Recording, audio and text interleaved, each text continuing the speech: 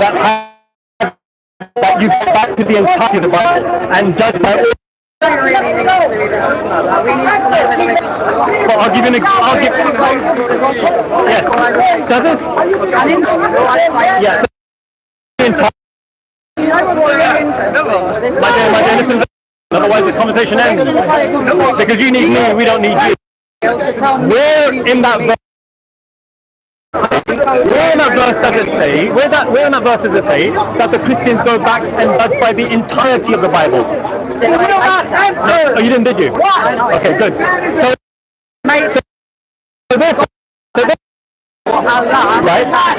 So where in the verse does it say to the Christians to go to the Bible and judge by a specific verse or a specific subject? It says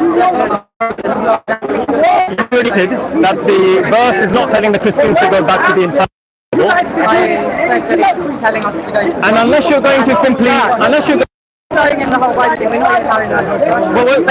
This is an internal critique. This is an internal critique. I've given you my explanation. I've already given it to you. If let me finish, you can say it. No, if you want. It's not going to make your argument. It just makes you out to be intransigent. That's what it makes you out to be. I've given you a really long description of what it is. You haven't really answered my question, though. I've answered all your questions. It seems like you just want to pigeonhole me into a particular interpretation that you want to hear. No, you tell me what it means. So given that the Quran, go to the verses 44, 45, 46, 47. Go to the context. There's nothing there that is telling the Christians to go back to the entirety of the gospel. So therefore, the Quran is telling the Christians to go back to a particular judgment within their Gospels, not any judgment. And since it doesn't tell the Christians to go back to any judgment, it must be the case that the Christians have to take into account those in the Quran where the Christians are condemned in relation to how they judge the Gospels. The verses in the Quran that tell the Christians they have who say that Jesus, son of Mary, is Allah. And the verse continues that if they do not cease from what they were saying, then they will be from the dwellers of hellfire and they will acquire no helpers. So therefore, when we take the entire not cherry pick a verse out and base your entire interpretation, because you wouldn't like that if I did that with the Bible, would you? You would say, you know what? You're clearly out of context. You're cherry picking. So I've almost finished.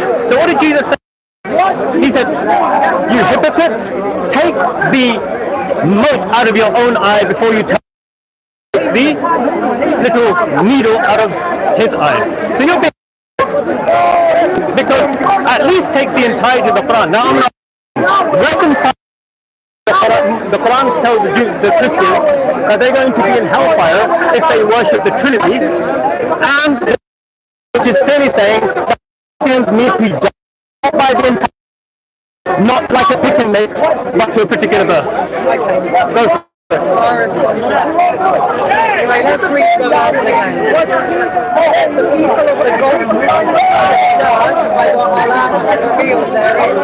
If any do fail to judge by the light of what Allah has revealed, they are no better than those who rebel. I've not even said we judge by the I need to clarify. I needed that in order to what is the gospel? Do you know what the gospel is? You tell me the gospel is. You're making the argument. The gospel our sins, raised for our justification, and by him we understand. Where does it say that in the verse? It says it in the gospel. Now it's saying that. Can you reconcile? Well, apparently God has revealed within the gospel, right? And then if it says if any fails to judge by the light, it's very I don't know, he's got his one. But you failed to tell me what you think it means. Really, that's the crux. You don't seem to have any alternate explanation of what that verse means. And that's really what I'm interested in. Okay, so want me to cut to the chase and give you my understanding of what the gospel means, right? No, what this verse means. No. going to take the entire verses in context, right? Like for instance, verse 44, it says, let's go to verse 44, because I don't want to misquote it. It says that indeed we send them in which was guidance and light. The prophets admitted Allah, they judged for the Jews as scholars. So if you read verse 5, it speaks about judgment. Right? Now, how the word judgment? Is it from an Islamic perspective or from a Christian perspective? Given that it was revealed to the Muslims to tell the Jews and the Christians to judge. Who's going to determine the meaning of the word here? You or the Muslims? Well, it's referring to the people of the gospel. It's like for those people to judge within the actual gospel. Before you guys judge, you're instructed by the Muslims that the you to judge. Are you sure about that? Because it's Quran says to the Quran says to the not to unity. Yes. Is that a judgment? I would say that it's just another example of how much the contradicts itself.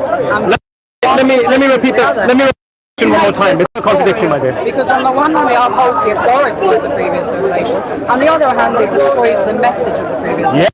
If you, considering it's so contradictory. If you that goes to the entire, so you've already conceded that that's the opportunity now. Throw in those verses. Oh, no.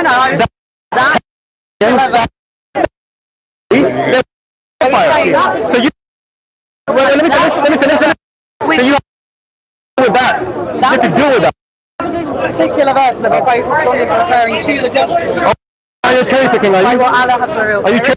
I think you go down the topic of the whole Bible and whether Muslims should believe the whole Bible is a revelation from Allah. We can go there. Oh, would you like?